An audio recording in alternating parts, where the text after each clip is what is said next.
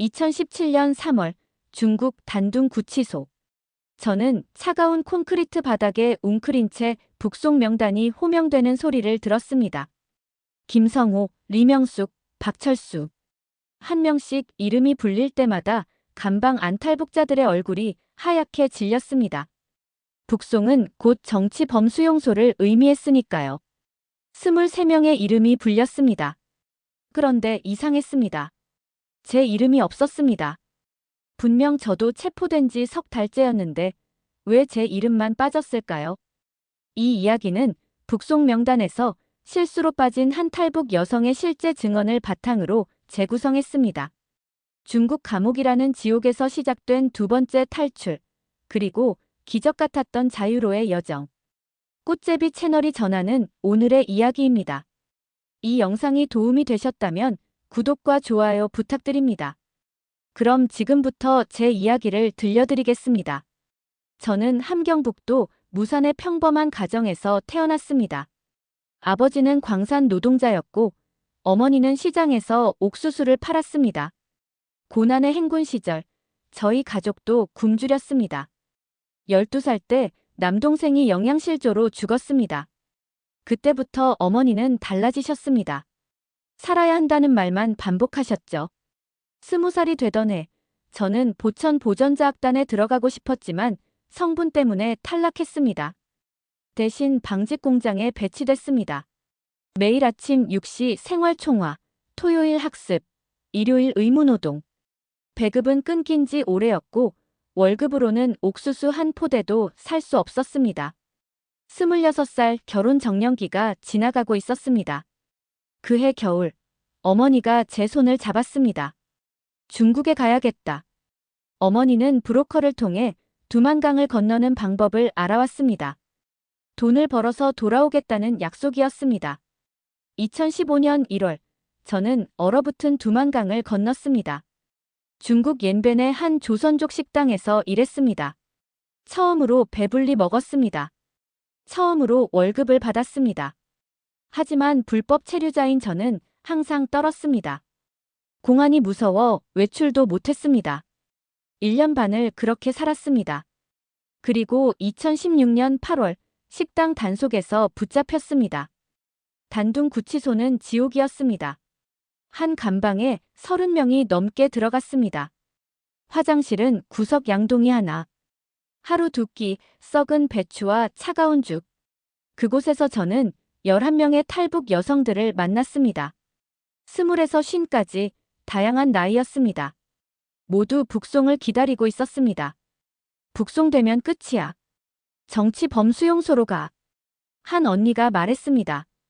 그녀는 이미 한 번 북송됐다가 다시 탈북한 사람이었습니다. 거기선 사람이 사람 같지 않아. 하루 12시간 노동, 배급은 쥐꼬리만큼. 탈출 시도했다간 공개 처형이야. 밤마다 누군가 울었습니다. 저도 울었습니다. 그런데 어느 날 한 중국인 간수가 제게 다가왔습니다. 너 혼자야? 저는 고개를 끄덕였습니다. 남편도 아이도 없었으니까요. 그는 이상한 미소를 지었습니다. 명단 작성할 때 실수할 수도 있지. 무슨 말인지 몰랐습니다. 그리고 2017년 3월 북송 명단이 발표됐습니다. 같은 감방에 있던 11명 중 10명의 이름이 불렸습니다. 제 이름만 빠졌습니다. 그때 깨달았습니다. 그 간수가 의도적으로 제 이름을 뺀 것이라고. 왜일까요? 무엇을 원하는 걸까요? 공포와 희망이 동시에 밀려왔습니다. 다음 날 그 간수가 다시 왔습니다. 중국어를 조금 할 줄 아는 동무를 통해 통역했습니다. 돈 있어? 저는 고개를 저었습니다.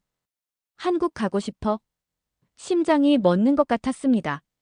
한국. 그곳은 꿈에도 생각 못한 곳이었습니다. 중국에 아는 사람 있으면 연락할 수 있어. 돈 마련해. 그럼 석방시켜줄게. 그는 조건을 제시했습니다. 5만 위안. 우리 돈으로 약 1,000만 원이었습니다. 저는 옌벤 식당 주인의 전화번호를 기억하고 있었습니다. 간수는 몰래 전화를 연결해줬습니다. 저예요. 도와주세요. 식당 주인은 놀랐습니다. 하지만 돈을 빌려줄 수는 없다고 했습니다. 대신 브로커를 연결해줬습니다.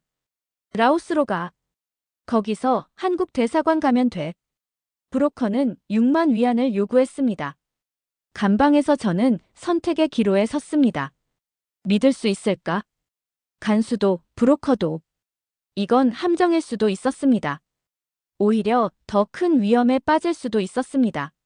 하지만 다른 동무들은 이미 북송 차량에 실렸습니다. 다음 명단에는 제 이름이 들어갈 것입니다. 해야 해. 이게 마지막 기회야. 저는 브로커에게 메시지를 보냈습니다. 돕겠습니다. 제발 살려주세요. 브로커는 빨랐습니다. 사흘 만에 돈을 마련했습니다. 어떻게 구했는지는 묻지 않았습니다. 아마 제가 한국에 도착한 후 갚아야 할 빚이었을 것입니다. 간수에게 돈이 전달됐습니다. 그는 석방 날짜를 정했습니다. 2017년 4월 15일. 태양절이었습니다. 그날 단속이 적어. 조용히 나가. 하지만 석방 전까지 2주가 남았습니다. 그 2주가 2년처럼 길었습니다. 혹시 계획이 탄로날까봐 잠도 못 잤습니다. 새로운 북송 명단이 나올까봐 매일 떨었습니다. 어느 날 밤 새로운 탈북자가 감방에 들어왔습니다. 그녀는 임신부였습니다. 배가 불렀습니다. 북송되면 아기는 어떻게 돼요? 그녀가 울면서 물었습니다. 저는 대답할 수 없었습니다. 북송되면 강제 낙태당한다는 걸 알았으니까요. 제가 석방된다는 사실을 숨겨야 했습니다. 미안했습니다. 하지만 살고 싶었습니다. 4월 14일 밤 간수가 작은 종이 쪽지를 건넸습니다. 주소와 전화번호가 적혀 있었습니다. 내일 새벽 6시. 서쪽문. 검은색 차 타. 그날 밤 한숨도 못 잤습니다. 손이 계속 떨렸습니다. 이게 정말 탈출일까? 아니면 또 다른 지옥의 시작일까? 2017년 4월 15일 새벽 5시 50분. 간수가 감방 문을 열었습니다. 너 나와. 다른 동무들이 놀란 눈으로 저를 봤습니다. 저는 아무것도 가진 게 없었습니다. 그냥 몸만 일어섰습니다. 어디 가요? 임신부가 물었습니다. 석방이래. 제 목소리가 떨렸습니다. 복도를 걸었습니다. 다른 간수들의 눈길이 느껴졌습니다. 심장이 터질 것 같았습니다. 지금 잡히면 끝이야. 탈출 시도로 형량 추가야. 서쪽 문에 도착했습니다. 문이 열렸습니다. 바깥 공기가 폐를 찔렀습니다.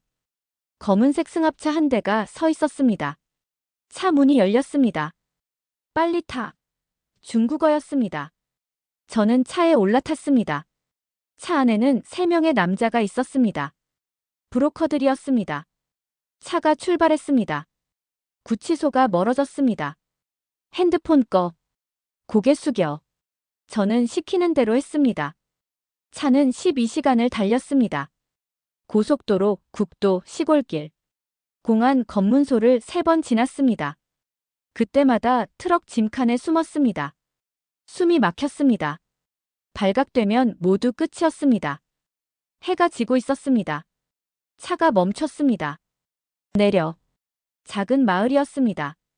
한 집으로 들어갔습니다. 거기에 5명의 탈북자가 더 있었습니다. 여기서 일주일 대기. 라오스 가는 버스 있어. 일주일. 또 기다림이었습니다. 그 일주일은 악몽이었습니다. 좁은 방에 6명이 갇혔습니다. 밖에 나갈 수 없었습니다. 식사는 하루 2번, 라면과 빵이었습니다. 어느 날 밤 공안이 왔다는 소문에 모두 떨었습니다. 하지만 거짓이었습니다. 그렇게 일주일이 지났습니다. 2017년 4월 22일 버스에 탔습니다. 관광객으로 위장했습니다. 여권은 위조였습니다. 중국에서 라오스까지 40시간. 국경을 넘을 때 심장이 멎는 줄 알았습니다. 검문소에서 여권을 확인했습니다. 관광. 예. 스탬프를 찍었습니다. 통과했습니다. 라오스 땅을 밟았습니다. 그제야 눈물이 났습니다. BNT 안에 도착했습니다. 브로커가 한국 대사관 앞에 저희를 내려줬습니다. 들어가. 끝났어. 저는 대사관 문을 두드렸습니다. 직원이 나왔습니다. 도와주세요. 저는 북한에서 왔습니다. 그 순간 다리에 힘이 풀렸습니다. 바닥에 주저앉았습니다. 울었습니다. 살았습니다. 정말로 살았습니다. 대사관 직원이 물과 담요를 가져왔습니다. 이제 안전합니다. 한국으로 갈 수 있습니다. 그날 밤 처음으로 편히 잤습니다. 2달 뒤 저는 인천공항에 도착했습니다. 2017년 6월 저는 대한민국 국민이 됐습니다. 하나원에서 석 달간 교육을 받았습니다. 처음 휴대폰을 받았을 때, 유튜브를 봤을 때, 편의점에서 삼각김밥을 샀을 때 모든 게 신기했습니다. 지금은 서울 구로구에서 살고 있습니다. 작은 원룸이지만 제 집입니다. 제 이름으로 된 통장도 있습니다. 물류센터에서 일합니다. 힘들지만 자유롭습니다. 1년 전부터는 야간 대학에 다니고 있습니다. 사회복지학을 공부합니다. 언젠가 탈북민들을 돕는 일을 하고 싶습니다. 중국 감옥에서 만났던 동무들이 생각납니다. 북송된 그 10명은 어떻게 됐을까요? 임신부는 아기를 지켰을까요? 가끔 꿈에서 그들을 만납니다. 제가 탈출할 때 느꼈던 죄책감은 아직도 남아 있습니다. 북한에 남겨진 어머니도 보고 싶습니다. 연락할 방법이 없습니다. 하지만 살아야 합니다. 제가 자유를 얻은 이유는 이 이야기를 전하기 위해서라고 믿습니다. 북송 명단에서 빠진 제 이름, 그것은 우연이 아니라 기적이었습니다. 탈북은 끝이 아니라 시작입니다. 자유는 공짜가 아닙니다. 매일 감사하며 살아갑니다. 여러분도 자유의 소중함을 느끼셨으면 합니다. 구독과 좋아요는 꽃제비 채널이 더 많은 이야기를 전하는 큰 힘이 됩니다.